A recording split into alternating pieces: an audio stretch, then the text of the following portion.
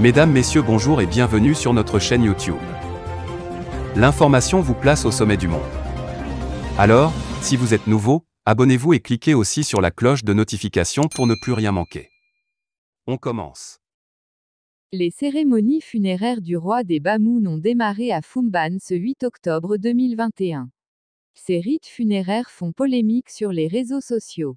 Selon certains internautes, les rois des Bamoun sont enterrés avec 4 autres personnes vivantes conformément à la tradition. Ces êtres sacrifiés pour le roi sont généralement ses serviteurs qui, selon la culture Bamoun, continueront par servir le roi dans l'au-delà.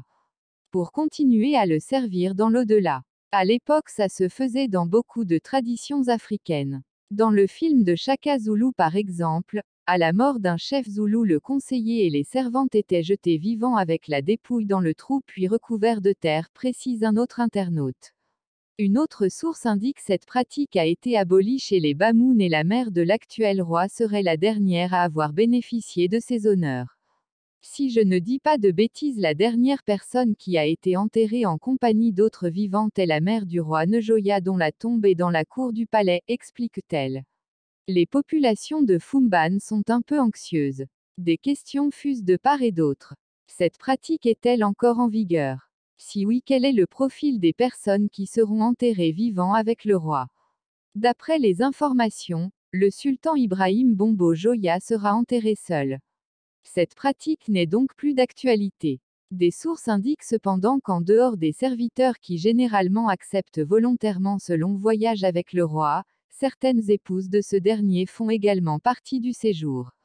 Grand-mère racontait qu'on le faisait avec des épouses et des ustensiles pour la cuisson des repas du chef au séjour des morts.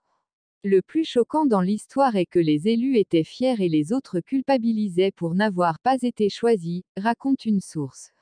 Les grands prêtres du royaume sur le nouveau pont du Noun. La dépouille du sultan Ibrahim Bombo Joya est acheminée ce 8 octobre à Bamoun.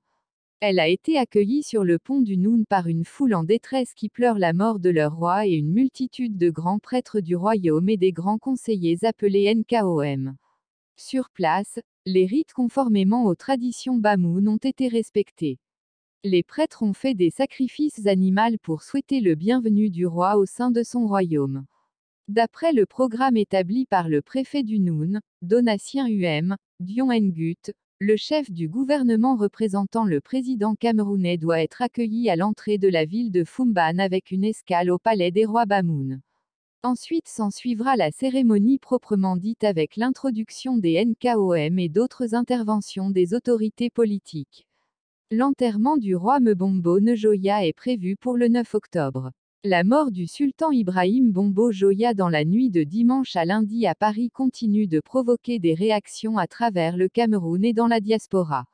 Entre plusieurs condoléances aux familles des illustres disparus, quelques voix discordantes critiquant le règne du monarque se faufilent.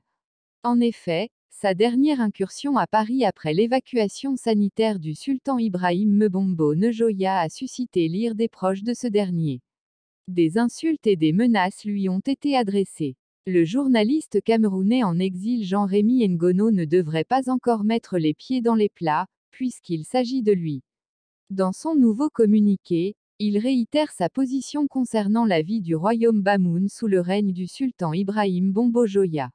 Selon lui, la souffrance du peuple Bamoun est liée à l'affiliation politique de son monarque, qui l'empêche de dire la vérité aux gouvernants, et aux pratiques mystiques qui s'y déroulent.